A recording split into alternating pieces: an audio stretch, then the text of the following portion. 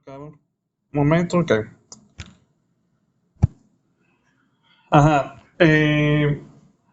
Nosotros en la clase pasada quedamos en los inicios del tema 3 relativo al domicilio en el derecho internacional privado. Y recuerden que eh, en esta materia vamos a manejar una noción distinta de la que se maneja dentro del derecho civil común, dentro eh, del derecho procesal, del derecho tributario, del derecho mercantil, porque vamos a tener, al menos para las personas físicas, una noción de domicilio distinta, que es el de domicilio como residencia habitual. Nosotros hablamos de la historia del factor de conexión de domicilio frente a la nacionalidad, como ha sido regulado en los distintos códigos civiles que hemos tenido desde 1862 hasta la presente fecha. Y culminamos con el artículo 11 de la Ley de Derecho Internacional Privado, que es la norma rectora en materia de domicilio, que establece qué se entiende por domicilio a los efectos de la Ley de Derecho Internacional Privado, y establecimos los requisitos para la determinación del domicilio, sea, es decir, el ingreso de la persona en el territorio, que pase eh, allí un tiempo que oscila entre los 6 meses y un año, por ello es que se habla de residencia habitual, no de simple residencia, y que la persona tenga un ánimo de domiciliarse en ese territorio. Entonces, vamos a ver hoy, vamos a terminar de ver el tema 3, y creo que nos daría un chance de al menos comenzar con los primeros puntos del tema 4, en donde ya vamos a entrar en el primer gran bloque de la materia, que es el derecho procesal civil internacional. Nosotros quedamos de nuevo en el artículo 11 de la Ley de Derecho Internacional Privado, que es la norma general en materia de domicilio, pero si ustedes revisan el capítulo 2 de la Ley de Derecho Internacional Privado, veremos que también hay otras normas que establecen ciertas cuestiones especiales en materia de domicilio. Comenzando por el artículo 12. El artículo 12 nos establece el domicilio de la mujer casada y la posibilidad de que la mujer casada tenga un domicilio distinto del marido, indicándose lo siguiente. La mujer casada tiene su domicilio propio y distinto del marido si lo ha adquirido de conformidad con lo dispuesto en el artículo anterior. Esta última mención de con lo dispuesto en el artículo anterior es algo que quedó de ese viejo proyecto de ley de normas de derecho internacional privado de los años 60, porque entre lo que es hoy el artículo 11 y este artículo 12 estaba el artículo que establecía los requisitos de establecimiento del domicilio, y que actualmente constituye la parte única del artículo 23 de la Ley de Derecho Internacional Privado en materia de divorcio y separación de cuerpos. Porque ciertamente, si nosotros leemos el artículo 11, allí no se establece de qué forma se adquiere la residencia habitual, sino que simplemente se indica que la residencia habitual es lo que constituye el domicilio a los efectos de nuestra ley. Con esta norma simplemente lo que tenemos que tener en cuenta es que, bueno, establece principios de igualdad entre marido y mujer y de no discriminación, porque establece la posibilidad de que ella tenga un domicilio distinto del de su marido. Cuando este artículo fue incluido en el proyecto de ley de normas de derecho internacional privado de los años 60, era una norma ciertamente novedosa, porque para ese momento el Código Civil vigente sí establecía que el domicilio del marido marcaba el de la mujer.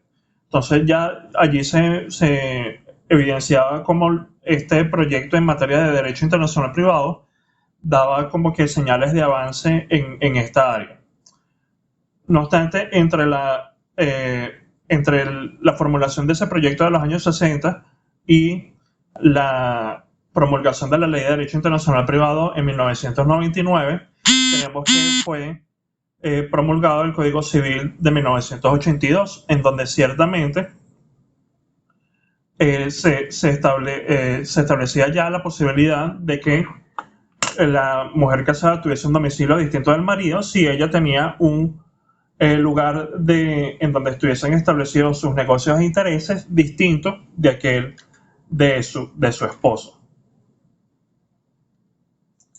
Entonces, en ese caso, tenemos que tener en cuenta la finalidad que tiene esta norma de la Ley de Derecho Internacional Privado, que, bueno, en la práctica no ha tenido mayor aplicación, pero las veces que se ha aplicado, al menos en mi opinión, ha sido aplicado adecuadamente. Este artículo 12 de la Ley de Derecho Internacional Privado ciertamente presenta un contraste con con los artículos del Código Bustamante, porque recordemos nosotros que en el capítulo correspondiente se establece lo contrario. Se establece que el domicilio legal del jefe de familia se extiende a la mujer, pero el propio artículo 24 del Código Bustamante, que es la norma que establece eso, dice algo que da pie a la aplicación del artículo 12 y que establece esa armonía entre ambas normas. Y es que si no dispone lo contrario, la legislación personal de aquellos a quienes se atribuye el domicilio de otro. Entonces, si nosotros estamos en el contexto del Código Bustamante y estamos determinando el domicilio de una mujer que está casada, a los efectos, por ejemplo, de un divorcio, de una separación de cuerpos o de alguna demanda que tenga que ver con los efectos del matrimonio, nosotros entonces podemos establecer a través del artículo 24 del Código Bustamante, igual que ella tiene un domicilio, puede tener un domicilio distinto, establecido de conformidad con los requisitos de nuestro derecho interno. Porque recuerden otra cosa, en materia del Código Bustamante, este tratado internacional no establece una definición de lo que se entiende por domicilio ni los requisitos, sino que deja eso a la ley territorial, es decir, a la ley interna.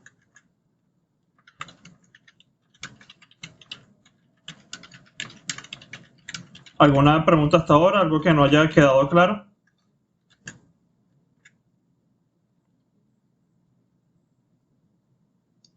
Ok.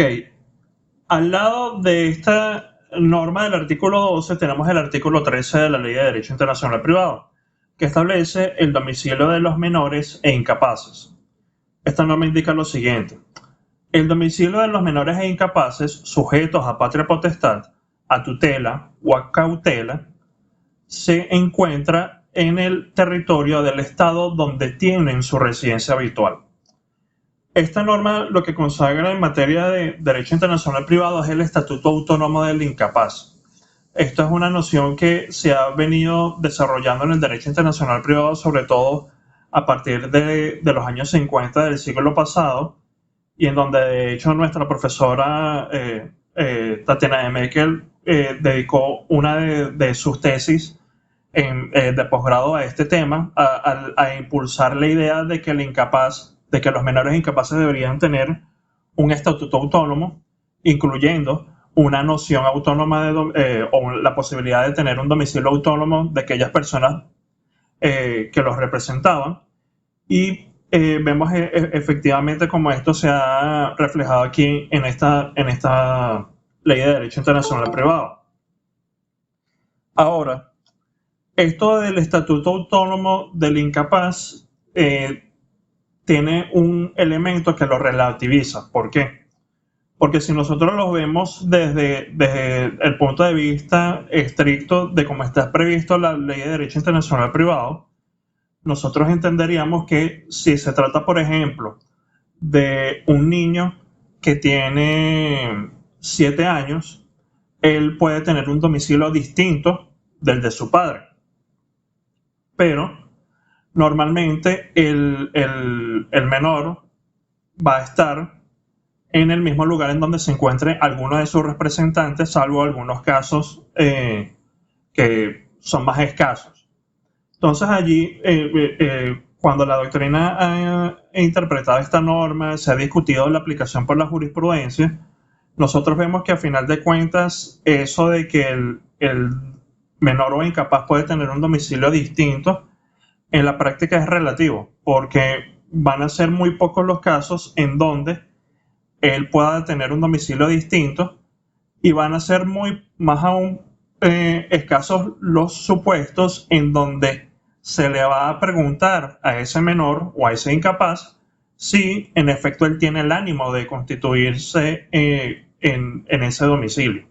Por eso es que aquí en la lámina se indica que los elementos más relevantes son la presencia en un territorio y el tiempo, y que el ánimos se va a aplicar de forma casuística. Yo considero, en una aplicación armónica de todo el ordenamiento jurídico venezolano, de que si la ley orgánica de protección a los niños, niñas y adolescentes permite desde cierta edad que la opinión de los menores sea escuchada dentro de los procedimientos en materia de protección, que perfectamente se le podría también a él cuestionar sobre su voluntad de establecer el domicilio, por ejemplo, en donde se encuentra su padre, su madre, o en donde se encuentre él en ese momento aquí en Venezuela, si es el caso de que se está estableciendo el domicilio aquí en nuestro territorio. Esto es algo que todavía no he visto yo en la práctica, pero creo que si aplicamos armónicamente el ordenamiento jurídico venezolano es algo que es posible. Lo que va a ocurrir en la práctica, en la mayoría de los casos, va a ser lo siguiente.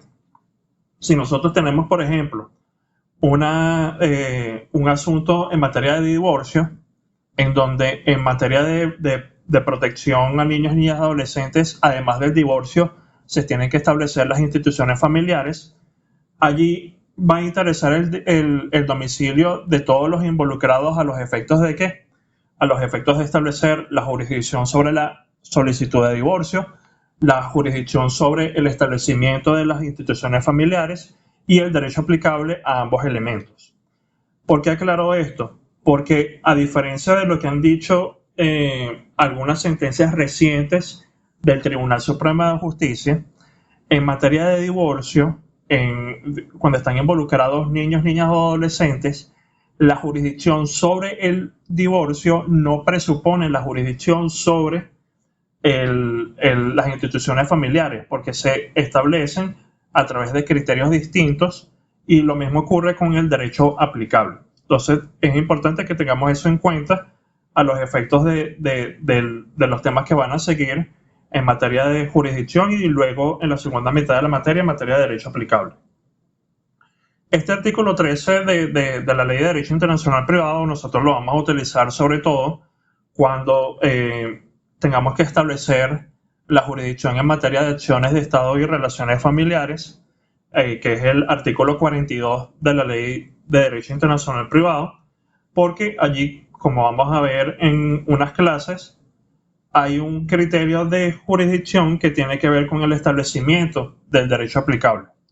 Y como el derecho aplicable de la mayoría de las instituciones familiares, incluyendo las que van en protección de los menores e incapaces, parten del domicilio, entonces vamos a aplicar esta norma del artículo 3. Además de estas, tenemos el artículo 14 de la Ley de Derecho Internacional Privado, que establece el domicilio de los funcionarios. Norma que indica lo siguiente: cuando la residencia habitual en el territorio de un Estado sea resultado exclusivo de funciones conferidas por un organismo público nacional, extranjero o internacional, no producirá los efectos previstos en los artículos anteriores. Aquí tenemos, al igual que en la ley que en el Código Bustamante, una norma que nos establece que cuando el domicilio, cuando la estancia de un funcionario dentro de un territorio obedece solo al cumplimiento de esas funciones públicas, allí no se entiende que se está constituyendo el domicilio. Solo que a diferencia de lo que dice el Código Bustamante, la Ley de Derecho Internacional Privado deja el tema abierto de forma correcta. ¿Por qué? Porque en vez de decir que que tendrá como domicilio el último constituido en el territorio venezolano, deja abierta la tarea del juez a simplemente determinar cuál fue el último domicilio que adquirió esa persona antes de cumplir con esas funciones públicas. ¿Cuál es la razón de este artículo a final de cuentas? Como ocurre con la norma de la ley del Código Bustamante, perdón, que allí no está involucrado el asunto del ánimo, en principio.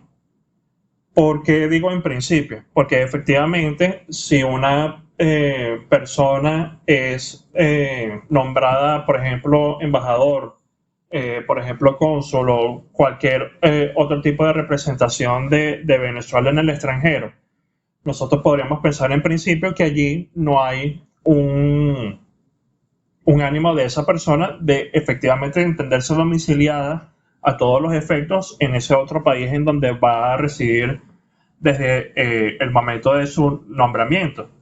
Pero yo considero que si se van verificando otras relaciones, si hay otros elementos dentro de esa cuestión, dentro de esa situación en particular, creo que puede llegarse al establecimiento de que ese funcionario, a pesar de haberse trasladado a ese otro país en primer lugar por el cumplimiento de unas funciones públicas, que allí efectivamente tiene su domicilio.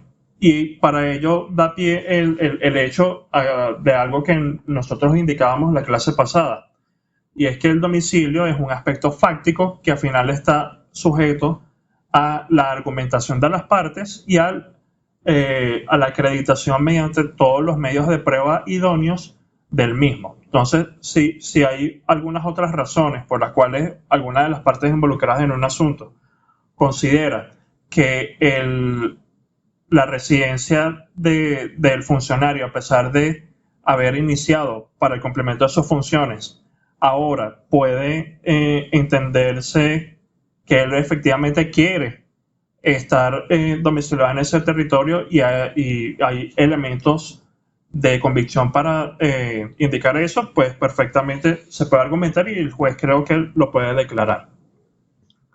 Aquí también tenemos que tener en cuenta el hecho de cómo está planteada la norma. Cuando nos habla el artículo 14 de que la residencia habitual sea resultado exclusivo, debemos entender que varios supuestos. Por ejemplo, si hay una persona que ya tiene 10 años viviendo, por ejemplo, en Alemania y al año 11 de su estancia es nombrado como embajador de Venezuela en la República de Alemania, allí creo que no hay escapatoria de decir de que esa persona no está domiciliada ya en ese territorio. ¿Por qué? Porque su residencia habitual no es resultado exclusivo del nombramiento dado por las autoridades venezolanas, sino que ya él tenía una estancia habitual dentro de ese territorio, es decir, ya antes de haber sido nombrado como embajador estaba domiciliado en ese país. Entonces allí tenemos que tener en cuenta esos supuestos y dónde se encontraba antes el funcionario antes de ser nombrado, antes de comenzar con sus funciones públicas. Ahora, nosotros vemos que el artículo 14 de la Ley de Derecho Internacional Privado solo menciona el aspecto de organismo público nacional, extranjero o internacional. Es decir, solo habla de funciones públicas. ¿Qué ocurre en el ámbito de la Ley de Derecho Internacional Privado con las personas trasladadas al extranjero por razones de empleo, es decir, por los llamados expatriados? Yo considero que este artículo puede perfectamente aplicarse de forma analógica. ¿Por qué? Porque se dan todos los presupuestos de la analogía. Un supuesto de hecho que no está regulado, que en este caso sería el del expatriado, un supuesto de hecho similar, que sería el de los funcionarios públicos, en donde la ley sí otorga una una solución particular a ese caso, que sería este artículo 14 de la Ley de Derecho Internacional Privado.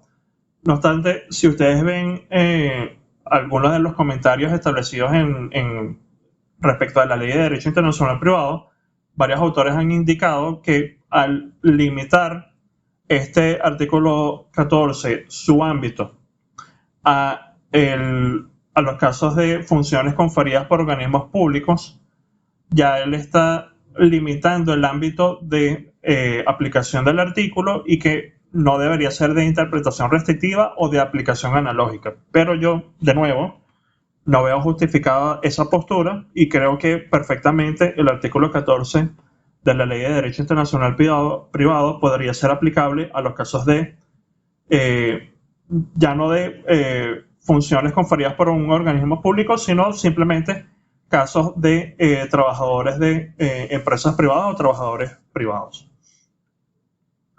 Finalmente, dentro del capítulo 2 de la Ley de Derecho Internacional Privado, nosotros tenemos al artículo 15, que el artículo 15 lo que simplemente nos establece es el ámbito de aplicación de la noción de domicilio, indicándose lo siguiente. Las disposiciones de este capítulo se aplican siempre que esta ley se refiera al domicilio de una persona física y, en general, cuando el domicilio constituye un medio de determinar el derecho aplicable o la jurisdicción de los tribunales. Entonces, ya aquí ustedes tienen que tener claro lo siguiente. Cuando la Ley de Derecho Internacional Privado, en cualquiera de sus normas, hace referencia a la noción de domicilio de una persona física, allí va a aplicar las disposiciones del capítulo 2 de la Ley de Derecho Internacional Privado, artículos 11 al 14. Las normas en materia por ejemplo, en materia de personas, en el artículo 16, artículo 24, por ejemplo, en materia de filiación, o artículo 26 en materia de adopción, que todas parten del factor de conexión del domicilio, a todas ellas se le aplica la noción de domicilio del artículo 11.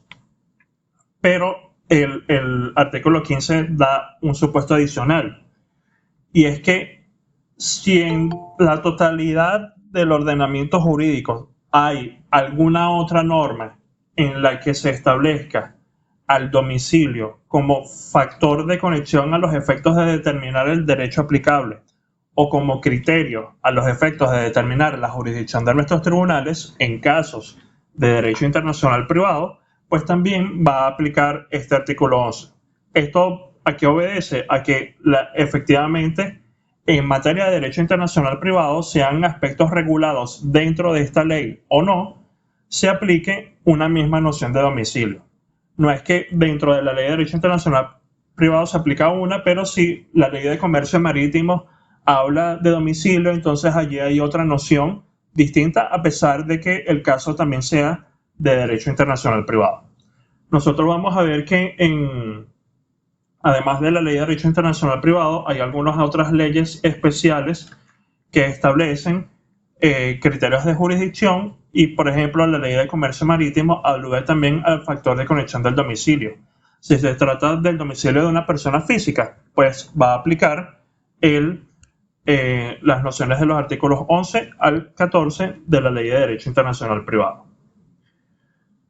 Ha habido en la doctrina, y simplemente voy a tocar brevemente este punto, el asunto del domicilio a los efectos de la cautio iudicatum solvi. ¿Alguien sabe lo que es la cautio iudicatum solvi? ¿De qué trata esa institución?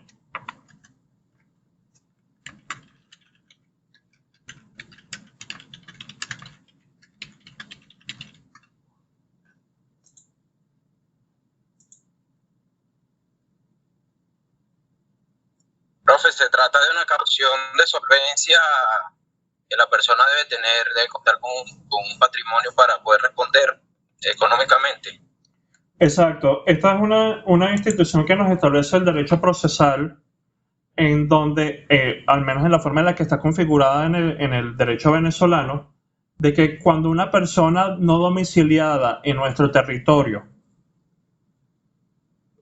intente una demanda ante nuestros tribunales, salvo que él pruebe que tiene bienes suficientes dentro de nuestro territorio para responder de las costas, tiene que prestar una caución. Eso está establecido en el artículo 36 del Código Civil, y que debemos concordar con el artículo 346 en su ordinal quinto del Código de Procedimiento Civil, en donde se establece la cuestión previa en materia de falta de otorgamiento de esa caución. Si nosotros tenemos en cuenta de que allí se está tomando la noción de persona no domiciliada dentro de nuestro territorio, allí podríamos establecer que está involucrado de alguna forma el derecho internacional privado, porque siendo uno o el factor de conexión madre en materia de estatuto personal, por ejemplo, cuando una persona quiera demandar por X razón a los efectos de nuestros tribunales, pues él en principio debería prestar esa caución. Ahora, ahí el asunto está: ¿cuál noción de domicilio se le aplica? ¿Se le aplica la noción de domicilio de la Ley de Derecho Internacional Privado o la del Código Civil? ¿Por qué esta es cuestión? Porque si nosotros contrastamos esta institución de la Cautio Judicatum Solvi con lo que nos indica el artículo 15, ¿qué ocurre? En primer lugar, la Cautio Judicatum Solvi no está prevista dentro de la Ley de Derecho Internacional Privado. La Cautio Judicatum Solvi no tiene que ver con el establecimiento del derecho aplicable, y la Cautio Judicatum Solvi no tiene que ver tampoco con el establecimiento de la jurisdicción de nuestros tribunales, sino simplemente con la prestación de esa garantía para que el demandado, en caso de ser vencedor de esa acción judicial, tenga con qué cobrarse las costas del proceso.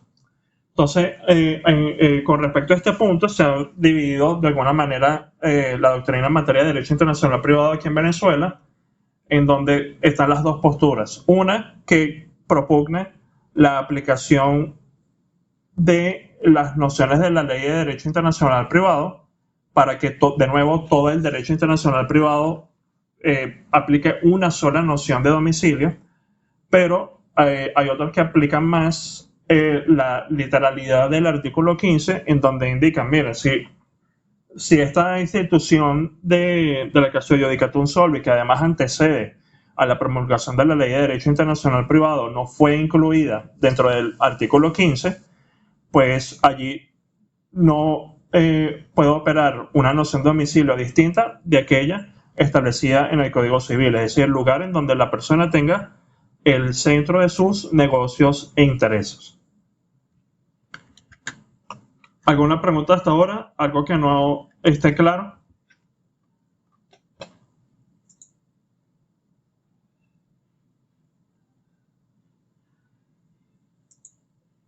Ok, yo les pedí la clase pasada que buscaran respecto al domicilio de las personas jurídicas, qué ocurre con eso desde el punto de vista del derecho internacional privado, porque como hemos visto, los artículos 11 al 15 aluden siempre a personas físicas. Artículo 11 de forma general, artículo 12 a la mujer casada, artículo 13 a los menores e incapaces y artículo 14 a los funcionarios públicos. Pero ninguna de ellas toca el domicilio de las personas jurídicas. Entonces, cuando se tenga que utilizar el domicilio de una persona jurídica, por ejemplo, a los efectos del establecimiento de la jurisdicción, ¿cómo se establece esa noción de domicilio? ¿Qué pudieron averiguar al respecto? Buenas tardes, profesor. Buenas tardes. ¿Me permite? Sí, adelante. Bueno, profesor, una vez analizada la Ley de Derecho Internacional Privado en materia de domicilio, me encontré con la limitante que usted señala. El artículo 11 solo se refiere al domicilio de personas naturales o físicas y no hace mención alguna ni en ese ni en posteriores artículos sobre el domicilio de la persona jurídica.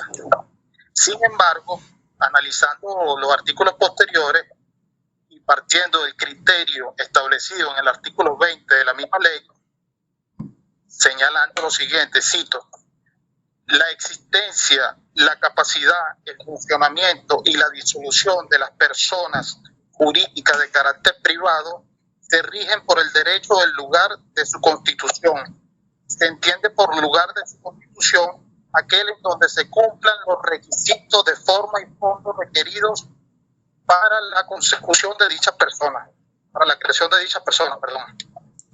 Por lo antes expuesto, considero necesario dirigirme al Código Civil y al Código de Comercio respectivamente a la persona jurídica.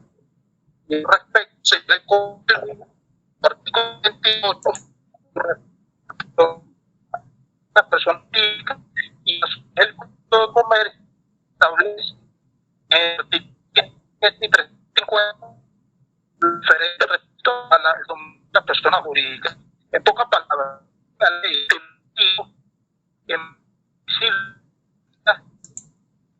número 20 de ir hacia el Código de Comercio de 28 y el comercio de ese artículo 7 o artículo 54.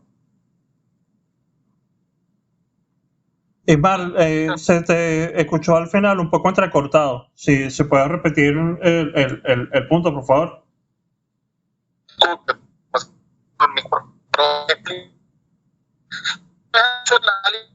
La ley del artículo cuenta que sí al domicilio personal. Disculpa, Ismar, todavía se escucha mal. Atención. Ahorita sí se te escuchó bien, pero entiendo, o sea, de lo que puedo escuchar, lo que entiendo es que según lo que indicas, al prever el artículo 20 un factor de conexión distinto, se debe aplicar las nociones de Código Civil y de Código de Comercio, ¿es así? Perfectamente, el Código 28 lo establece el artículo 28 y el Código de Comercio lo establece los 7 artículos del dirigir. Exactamente. Aquí, ¿qué es lo que ocurre y en eso está, a pesar de que no se le pudo escuchar bien a Ismar, está en lo correcto? ¿Qué ocurre con el domicilio de las personas jurídicas? En el domicilio de las personas jurídicas, efectivamente, dentro de la Ley de Derecho Internacional Privado no se vio la necesidad de establecer una noción distinta. ¿Por qué? Porque en materia de derecho aplicable no se utiliza el factor de conexión del domicilio, sino que se utiliza, como leyó el compañero hace unos momentos, el factor de conexión del lugar de constitución. Pero en materia de jurisdicción, como vamos a ver en unas clases, el criterio general dentro de nuestro ordenamiento jurídico es el de el domicilio del demandado. Y allí no se diferencia de si el demandado es persona jurídica o persona física. Si el domicilio del demandado está en Venezuela, tiene jurisdicción los tribunales venezolanos. Con las personas físicas no hay problema. Se aplican las nociones que ya hemos visto de los artículos 11 al 15 de la Ley de Derecho Internacional Privado. Pero en materia de personas jurídicas, ya la jurisprudencia, incluso desde muy temprana vigencia de la Ley de Derecho Internacional Privado, previó lo que comenta Ismar, de que al no tener la Ley de Derecho Internacional Privado una noción distinta de domicilio de las personas jurídicas, simplemente se tienen que aplicar las nociones del derecho doméstico, es decir, artículos 28 del Código Civil y artículo 203 del Código de Comercio. Y aquí les indico y reitero, voy a reiterar eso lo más que pueda. Artículo 28 del Código Civil y artículo 203 del Código de Comercio no se aplican de forma conjunta. Artículo 28 se aplica si la persona jurídica es civil, según los criterios del Código Civil, y el artículo 203 del Código de Comercio se aplica si la persona jurídica es mercantil, según los criterios del Código de Comercio. Parecerá obvia la explicación, pero se comete mucho el error de que cuando se trata de una persona jurídica se cita 203 y 28 como para decirlo también y que no quede por allí suelto, cuando estos artículos no se aplican de forma conjunta. allí tienen citada una sentencia de agosto del 99 en donde la Sala Político-Administrativa establece exactamente esto, y esto es un criterio que ya se entiende reiterado dentro de nuestra jurisprudencia. En la carpeta del tema 3 tienen varias sentencias que establecen esto respecto de las personas jurídicas. Recuerdan entonces cuáles son las nociones que nos establecen el ordenamiento jurídico venezolano. Vamos a verlas. El artículo 203 del Código de Comercio indica que el domicilio de la compañía está en el lugar que determina el contrato constitutivo de la sociedad, y a falta de esta designación, en el lugar de su establecimiento principal. Esta norma nosotros la leímos la clase pasada y allí indicábamos que en la práctica actual de los registros mercantiles en Venezuela, lo regular es que ya se establezca un domicilio específico dentro de los documentos constitutivos o dentro de las actas de asamblea que modifican ese documento constitutivo de los estatutos sociales, porque ya el SAREN exige eso como requisito dentro de la práctica del registro mercantil, por lo que si ustedes ven compañías de reciente fecha de constitución, verán que necesariamente está establecida una dirección específica en donde esa compañía está domiciliada. No se establecen ya aspectos genéricos como que está domiciliada en la República de Venezuela o está domiciliada en Caracas, porque ya eso no lo permite la práctica del derecho mercantil. Pero si se está juzgando, por ejemplo, el domicilio de una persona jurídica constituida en el extranjero, no es necesariamente, no vamos a ver necesariamente que se aplica la misma práctica que en nuestros tribunales. Entonces pueden haber casos en donde se tenga que acudir a ese criterio subsidiario de lugar de su establecimiento principal. Si bien aquí estamos aplicando la norma del artículo 203 del Código de Comercio, norma venezolana, si tenemos dentro de un caso de derecho internacional privado a una persona jurídica extranjera, tenemos que igualmente aplicar esta norma, siempre que se entienda que esa persona jurídica es de carácter mercantil. En el caso del Código Civil tenemos el artículo 28, que nos indica lo siguiente: el domicilio de las sociedades, asociaciones, fundaciones y corporaciones, cualquiera que sea su objeto, se halla en el lugar donde esté situada su dirección o administración, salvo lo que dispusiere por sus estatutos o leyes especiales. Cuando tengan agentes o sucursales establecidos en lugares distintos de aquel en que se halla la dirección o administración, se tendrá también como su domicilio el lugar de la sucursal o agencia respecto de los hechos, actos y contratos que ejecuten o celebren por medio del agente o sucursal. Entonces aquí tenemos que la noción que utiliza el Código Civil principalmente es la del lugar en donde se encuentra la dirección o administración de la persona jurídica civil, a pesar de lo que pueda establecer los estatutos, aunque allí se establece como regla subsidiaria. Entonces, aquí de nuevo, si de alguna forma se puede calificar a la persona jurídica, sea constituida en Venezuela o sea constituida en el extranjero, como una persona jurídica de carácter civil, se aplica esta norma del Código Civil, artículo 28. ¿Qué es lo que ocurre en la práctica? Que al ser normalmente las personas jurídicas involucradas en los casos de derecho internacional privado, personas jurídicas de carácter mercantil, sean constituidas en Venezuela o sean constituidas en el extranjero, que vamos a ver más la aplicación en materia de domicilio de personas jurídicas en el derecho internacional privado, el artículo 203 del Código de Comercio.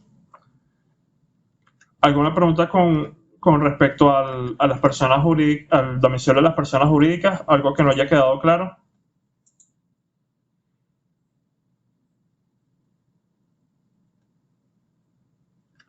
Ok, finalmente dentro de este tema tenemos los puntos el punto de la prueba del domicilio. Cuando hablamos de la prueba del domicilio, debemos tener en cuenta aspectos que ya hemos mencionado a lo largo de esta clase y la pasada, de que el domicilio es un aspecto fáctico que es necesario que sea acreditado dentro del juicio. El juez no puede suplir allí esa carga de las partes de acreditar y de probar el domicilio, sino que si no está establecido, se debe entender de alguna manera que no está domiciliado dentro de nuestro territorio. No se puede establecer, el juez no puede establecer a falta de indicación de las partes el domicilio de forma directa. Tienen que ser ellos los que argumenten y prueben el domicilio o donde se entienden domiciliados a los efectos de un caso de derecho internacional privado. A pesar de que la ley de derecho internacional privado tiene ya casi 25 años de haber sido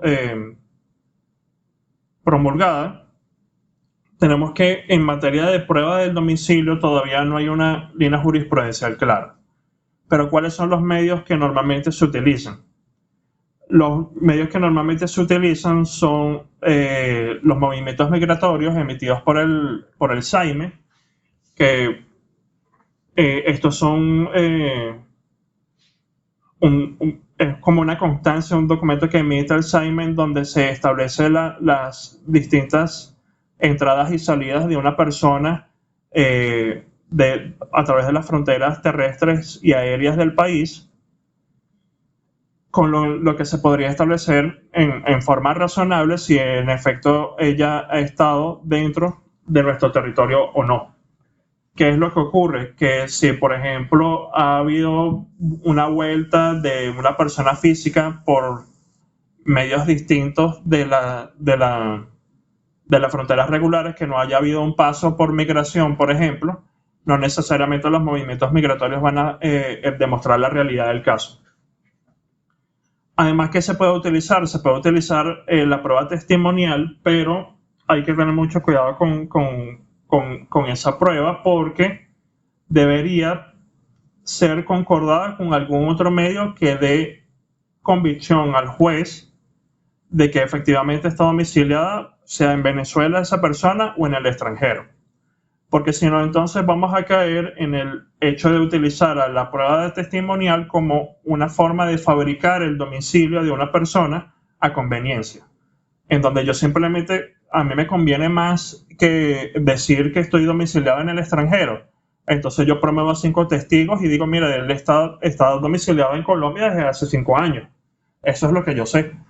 En esos casos debería el tribunal concordar esos testimonios con alguna otra prueba, por ejemplo los movimientos migratorios, para decir, mira, esta persona efectivamente salió por el aeropuerto de Maiquetía hace 5 años y no ha tenido una constancia de entrada de nuevo al país, ni por el aeropuerto de Maiquetía, ni por algún otro, ni por las fronteras terrestres. Profe, una pregunta. Adelante, Gregor. Profe, una pregunta. ¿Y si fuese imposible determinar esos movimientos migratorios, con qué otro tipo de pruebas se pudiera?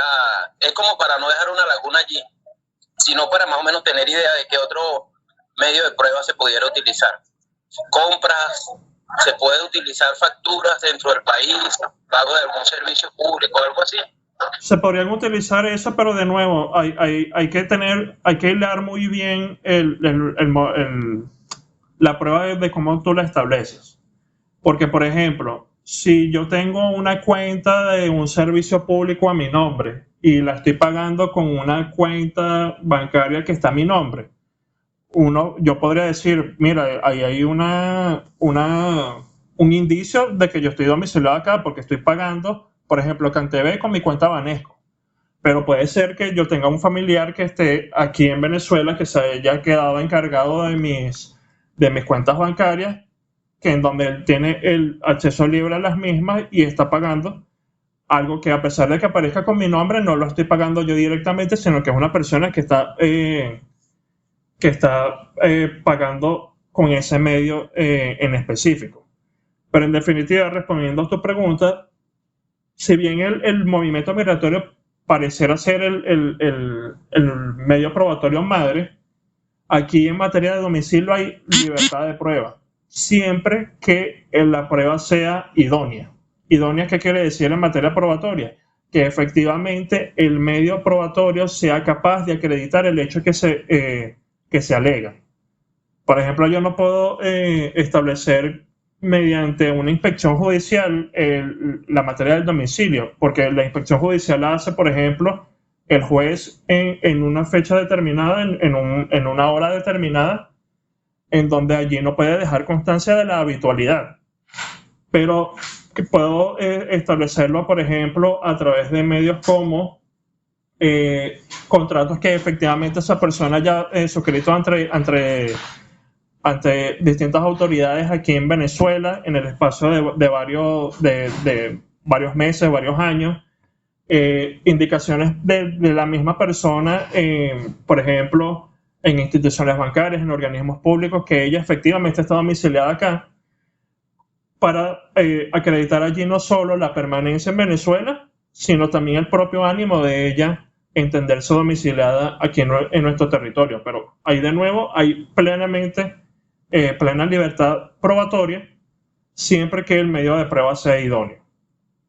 Pero hasta ahora no he visto alguna decisión de Tribunal de Instancia o de Tribunal Supremo de Justicia en donde limiten los medios probatorios que se puedan utilizar en materia de domicilio. Lo único es que hay que tener cuidado con cuáles medios probatorios.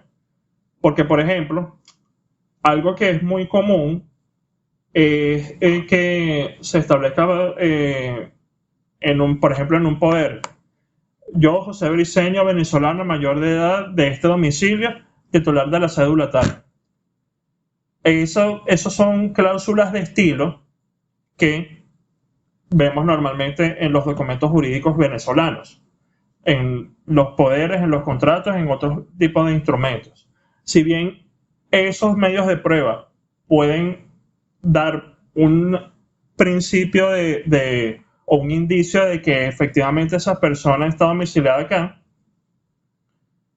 deberíamos concordar eso con algún otro medio de prueba que, bueno, me pueda dar a mí mayores luces al respecto. Mi recomendación práctica, ¿cuál es?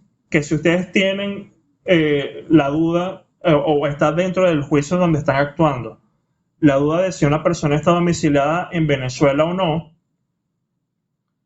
se encarguen efectivamente de acreditar el hecho según la posición que ustedes defiendan, sea que esa persona se entienda domiciliada en Venezuela o no.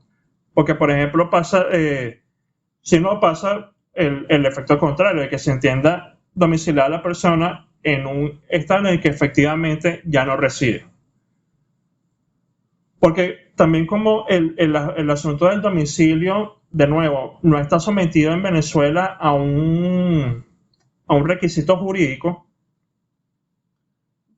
puede ser utilizado por las partes de forma fraudulenta. Yo tuve la experiencia hace un par de años de un caso de divorcio en donde la pareja ya tenía varios años domiciliados en Europa y la esposa se vino unos meses a Venezuela, 2-3 meses, y demandó el divorcio, indicando dentro de la solicitud de divorcio que estaba domiciliada en nuestro territorio. Si en ese caso yo representaba a la contraparte. Si en ese caso nosotros como contraparte no hubiésemos acreditado que esa persona estaba domiciliada en un territorio distinto, lo más seguro es que el tribunal hubiese creído de alguna manera ese alegato, y no es la idea. No sé si queda alguna pregunta, algo que no haya quedado claro.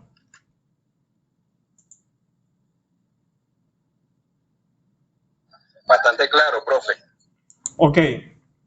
Hay un medio adicional que puede, en teoría, ser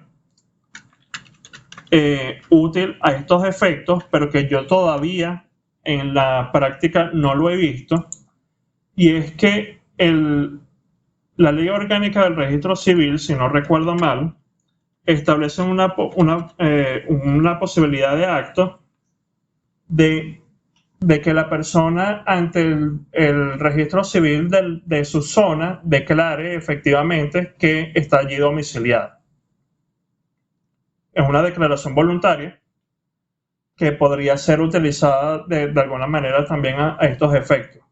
Lo mismo puede ser con las constancias de residencia, sean las emitidas por las jefaturas civiles, las que son emitidas actualmente por los consejos comunales, pero allí hay que, de nuevo, tener en cuenta que el medio debe ser plenamente idóneo para acreditar ese hecho. No es que con cualquier declaración de domicilio, con cualquier medio de prueba, nosotros podemos acreditar el hecho. Tiene que ser uno que sea capaz efectivamente de acreditar que una persona está en un territorio o en otro. Para terminar este tema, quisiera ver con ustedes algunos casos de domicilio, para que más o menos entendamos cómo se establece esto desde el punto de vista de los casos que vamos a manejar en la materia. Les presento este caso a continuación. Con el fin de determinar la jurisdicción de los tribunales venezolanos para conocer una demanda de divorcio con base en el criterio del paralelismo establecido en el artículo 42, numeral 1 de la Ley de Derecho Internacional Privado, que si no entienden ahorita que es paralelismo, no se preocupen, vamos a ver eso más adelante. El juez debe determinar el domicilio del cónyuge demandante, que es un argentino que ha vivido en Venezuela desde hace 6 meses. Luego de haber residido en Argentina por los últimos 10 años. Tiene un trabajo estable aquí y está viviendo con sus hijos en Caracas, donde ellos van a una escuela privada. Entonces se pregunta, ¿dónde está domiciliado el sujeto en cuestión? ¿Qué creen ustedes en este caso?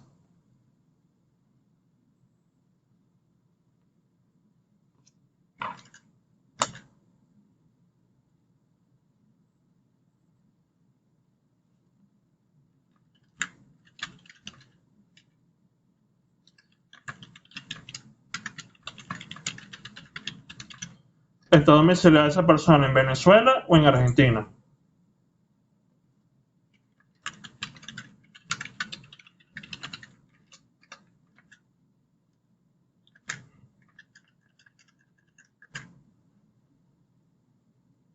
Profe, bueno, a mí lo que me hace un poco de ruido es el tema de que tiene tan solo 6 meses en Venezuela.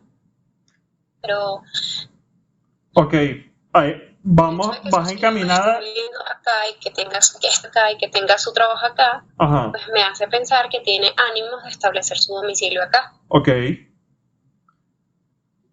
Pero ahí has dado exactamente con el núcleo del caso. ¿Por qué? Porque efectivamente nosotros hemos dicho que en materia del tiempo, para establecer la habitualidad de la residencia, los criterios que normalmente se aplican son los de 6 meses, aplicando analógicamente lo que prevé el Código Orgánico Tributario, o el tiempo de 1 año. ¿Qué ocurre en este caso en particular? Que como estamos ante una demanda de divorcio, aplica lo que prevé el artículo 23 de la Ley de Derecho Internacional Privado en su aparte único. En el encabezado de la norma se indica que para el divorcio y la separación de cuerpos se aplicará la ley del domicilio del cónyuge demandante. El aparte único establece que el cambio de domicilio se verificará cuando haya pasado como mínimo 1 año desde que la persona haya ingresado en el territorio y se establezca el ánimo de esa persona de establecerse allí. En este caso, demandante en divorcio, efectivamente, como indica la compañera, hay elementos para establecer el ánimo. Todavía no tiene el requisito del tiempo, porque la norma en caso de divorcio y separación de cuerpos tiene que aplicarse necesariamente 1 año. Como él tiene 6 meses, no se ha verificado el cambio de domicilio a la República Bolivariana de Venezuela. Entonces, en este caso, en respuesta definitiva, ¿cuál es? Que el cónyuge demandante tiene como domiciliado en Argentina y que no aplica el criterio del paralelismo en este caso.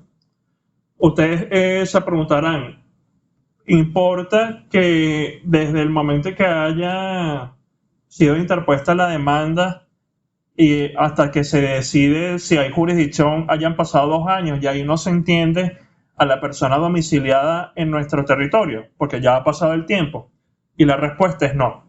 ¿Por qué? Porque como nosotros vamos a reiterar en materia de jurisdicción y como ya ustedes habrán visto en materia de derecho procesal civil, para el establecimiento de la jurisdicción y de la competencia se toman en cuenta las circunstancias de hecho vigentes para el momento en que fue interpuesta la demanda. Entonces, en este caso, si para el momento en que fue interpuesta la demanda, esta persona tenía 6 meses, no había jurisdicción de los tribunales venezolanos para conocerla, a pesar de que la decisión en materia de jurisdicción haya sido conocida 2 años después, por ejemplo. Esos son elementos que tenemos que ir teniendo allí en cuenta. Pero aquí lo que me interesa en este tema 3 es que tengamos claros cuáles son los requisitos de establecimiento del domicilio, cuál es la noción de domicilio que aplica para las personas físicas y para las personas jurídicas en el derecho internacional privado y cómo lo establecemos. Vamos a ver este caso ahora. Con el fin de determinar la jurisdicción de los tribunales venezolanos para conocer una demanda por cumplimiento de contrato, el juez debe determinar si está domiciliada en Venezuela Memoria Cruel S.A., sociedad mercantil constituida según las leyes españolas y con establecimientos en Bélgica, Inglaterra, Francia e Italia, siendo de todos ellos el principal París.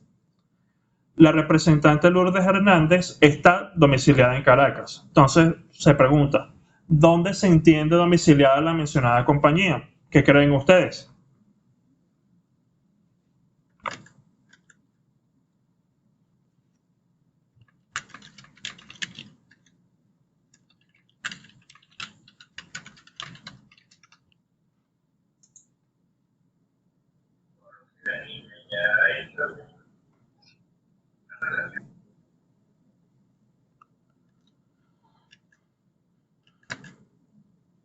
Ok, aquí nos dicen en el chat que en París. ¿Por qué en París? Ajá, porque allí es donde está el establecimiento principal. Aquí recuérdense que al ser Memoria Cruel una compañía anónima, es una persona jurídica de carácter mercantil. Aplica el criterio del Código de Comercio, artículo 203, que especifica que una persona jurídica se entenderá domiciliada, la sociedad se entenderá domiciliada en el lugar establecido en el documento constitutivo, en los estatutos sociales, y a falta de ello en el lugar en donde tenga su establecimiento principal.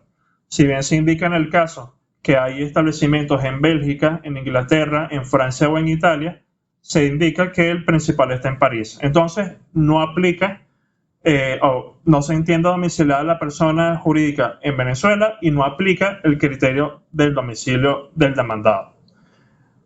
Se pone ese dato o yo pongo ese dato en este caso del domicilio de la representante. ¿Por qué? Porque han habido sentencias dentro de la práctica de nuestros tribunales que han indicado lo siguiente.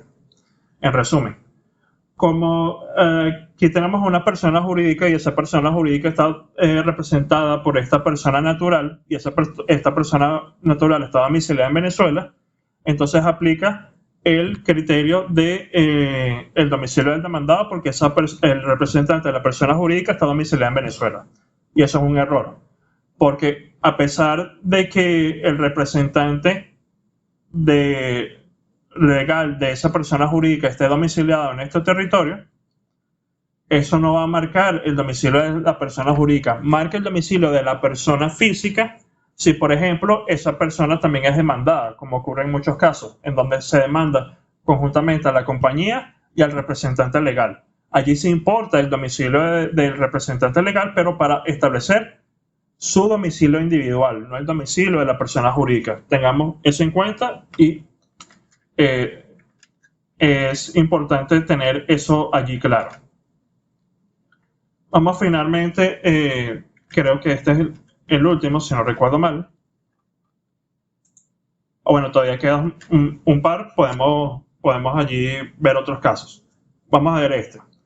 Jürgen José Müller López es un venezolano de padres alemanes que vive en Wiesbaden, Alemania. Desde hace 10 años. Tiene una familia con Emma Kuller, 2 hijos de nombre Jonás y Marta, y un negocio llamado Die Leckeren Arepa. En 2018 es nombrado cónsul general de Venezuela en Alemania. A los efectos de la aplicación de la Ley de Derecho Internacional Privado se pregunta, ¿dónde se encuentra el domicilio de Jürgen Müller? ¿Qué creen ustedes?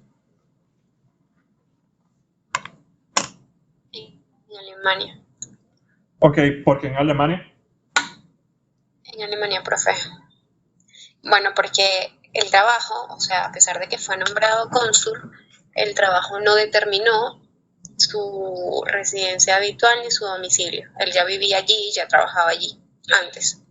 Exactamente, ya como indica la compañera allí, a pesar de que fue nombrado cónsul general de Venezuela en Alemania, la residencia no obedecía exclusivamente a ese nombramiento. Ya Jürgen Müller tenía 10 años en Alemania, tenía una familia allá y se podría presumir que de alguna forma él se mantenía dentro de ese territorio, o sea, trabajando, por ejemplo, con un negocio propio.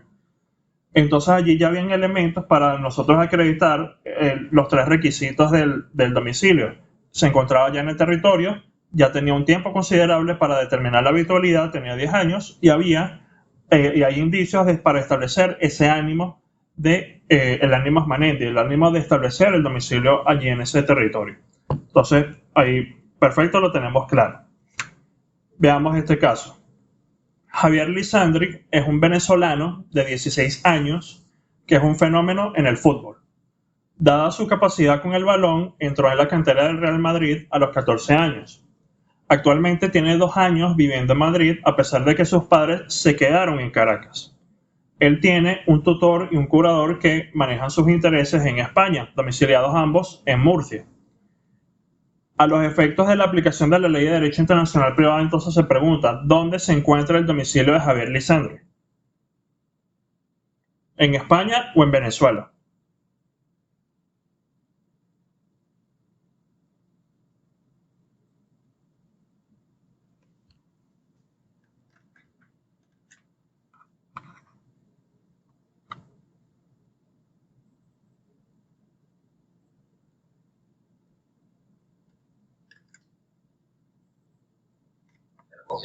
Bueno, profe, no estoy segura, pero creo que en España, Okay. Porque según lo que usted nos indicó, la ley establece que el domicilio de los menores de edad se establece generalmente donde está la residencia habitual. En el caso de este menor de edad, pues él tiene intereses en España también. Y bueno, por eso digo que en España, porque él vive en España y los intereses, el tutor y el curador también están en España. Correcto, ahí también lo entendemos perfectamente. Si nosotros volvemos a las nociones del capítulo 2 de la Ley de Derecho Internacional Privado, nosotros tenemos aquí, a los efectos de este caso, 2 artículos relevantes. Uno, el 11, y el segundo es el artículo 13. ¿Por qué 11 y por qué 13? Porque el artículo 11 es el que nos establece la noción de domicilio, pero el artículo 13 es lo que nos establece, lo que nos explica la compañera, la posibilidad de que el menor o incapaz tenga un domicilio distinto de sus padres, de su tutor o de su curador. Incluso aquí nosotros podemos establecer que concretamente Javier está domiciliado en Madrid, a pesar de que sus padres estén en Caracas, a pesar de que su tutor y su curador estén en Murcia, él puede entenderse domiciliado perfectamente en Madrid. ¿Por qué? Porque allí se encuentra, ya tiene un tiempo suficiente y ya creo que Javier tiene la capacidad intelectual suficiente para demostrar que tiene un ánimo de estar domiciliado en un territorio o en otro. Entonces aquí, a pesar de que él es menor de edad, creo que su opinión importa y su voluntad también importa a los efectos del establecimiento, en este caso concreto, del domicilio, y podemos concluir que efectivamente está domiciliado en España y concretamente en la ciudad de Madrid. Entonces allí creo que también ha quedado claro el asunto. Como último caso, tenemos el siguiente. Ana Fernández Vázquez es una argentina que vive en Venezuela desde hace 3 años, luego de haberse separado de hecho, es decir, sin ningún procedimiento judicial, de su marido Carlos Ruán, chileno domiciliado en Santiago. Ella decide interponer una demanda en Venezuela y, una vez citado, Carlos Ruán le opone la falta de jurisdicción debido a que Ana Fernández Vázquez mantiene el domicilio en Chile por estar él, su marido, domiciliado en dicho país. Entonces, con base en las nociones antes vistas, ¿dónde se encuentra domiciliada Ana Fernanda? ¿Qué creen ustedes?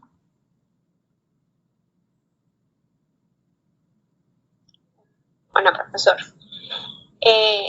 según el artículo 12 de la Ley de Derecho Internacional Privado, de las mujeres casadas tienen derecho a establecer el domicilio separado al de su marido, al de su esposo. Y en vista de eso, y a que ella lleva más de 1 año viviendo acá en Venezuela, pues no podría alegar su esposo la falta de jurisdicción. Correcto. Y además has establecido algo que es muy importante, que es no solo considerar la noción general del domicilio del artículo 11, sino la posibilidad de que la mujer casada tenga un domicilio distinto y el requisito que nos impone el artículo 23 en su parte único. Y efectivamente es así. Aquí Ana Fernanda Vázquez efectivamente se encuentra en nuestro territorio, tiene más de 1 año, que es el requisito que nos establece en materia de divorcio el artículo 23, aparte único de la Ley de Derecho Internacional Privado, y se puede entender que ella ya tiene un ánimo de establecerse aquí en Venezuela. Por lo que en este caso el argumento de Carlos Ruán de falta de jurisdicción sería a todas luces improcedente. Entonces veamos cómo, dependiendo del caso, nosotros vamos a tener involucradas distintas normas en materia de domicilio, sean las del artículo 11 al 14 de la Ley de Derecho Internacional Privado, sea el artículo 28 del Código Civil o el artículo 203 del Código de Comercio, y cómo, dependiendo de las circunstancias concretas del caso, entonces nosotros llegamos a una conclusión. ¿Alguna pregunta, algo que no haya quedado claro con respecto a este tema? Sí, profesor. En Sí. mi caso no quedó muy claro cómo se prueba el ánimo del domicilio. Bueno, ahí también ocurre lo mismo que ocurre con la culpa, con el dolo, con la buena fe, con aspectos subjetivos dentro del derecho. Y es que a final de cuentas vas a tener que establecerlos a través de indicios, a través de actuaciones de esa persona que demuestren que él quiere de alguna forma estar domiciliada en Venezuela.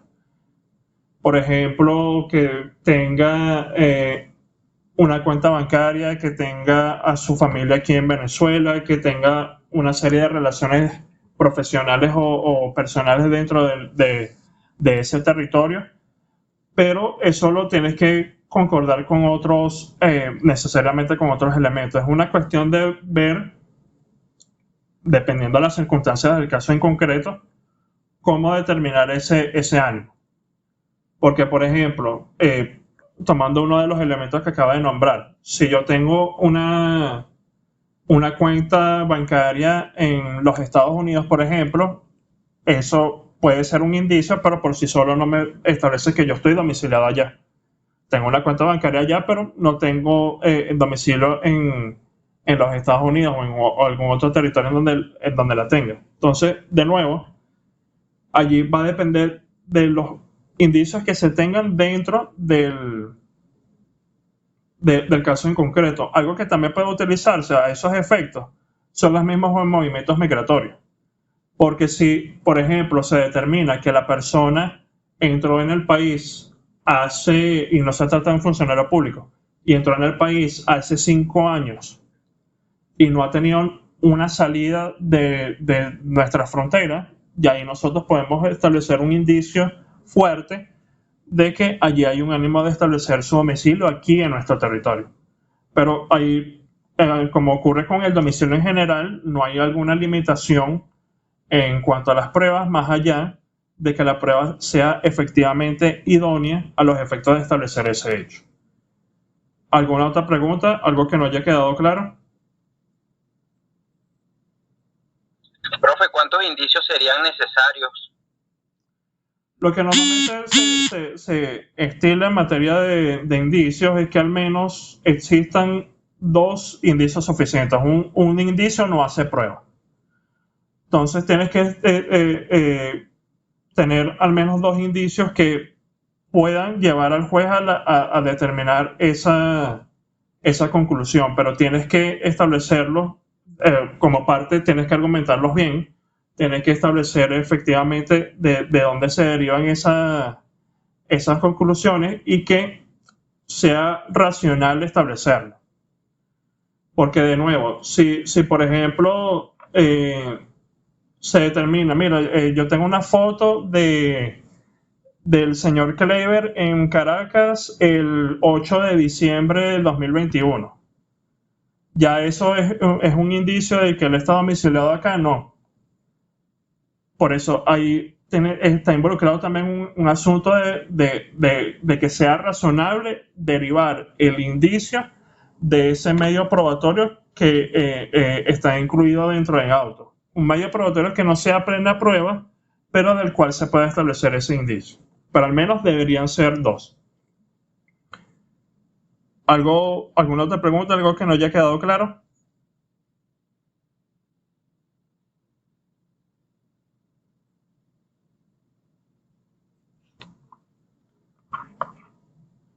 Ok, como ya nos quedan, son 10 minutos para culminar, creo que lo mejor sería entonces comenzar mañana en fresco con el tema 4. Ya nosotros mañana vamos a ver, o desde mañana vamos a ver el primer gran bloque de la materia, que es el derecho procesal civil internacional. Entonces, ¿qué quiero que al menos vean para que vayamos discutiendo aquí en clase? ¿En qué se diferencian los presupuestos generales del derecho internacional privado de los presupuestos específicos del derecho procesal civil internacional?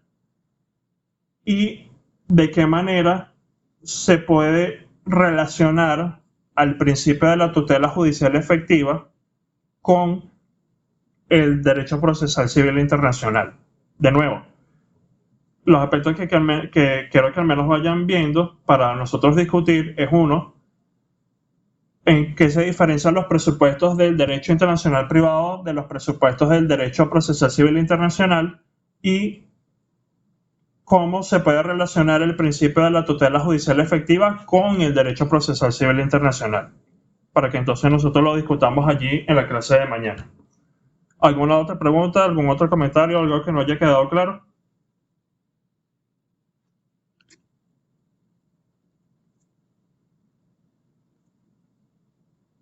Ok, entonces... No, profe, ahora todo claro. Chévere. Entonces nos estaríamos viendo mañana a la misma hora y cualquier cosa estamos pendientes a través del grupo. Feliz tarde a todos y que estén bien. Feliz tarde a todos y que estén bien. Vale, profe, muchísimas gracias. Gracias.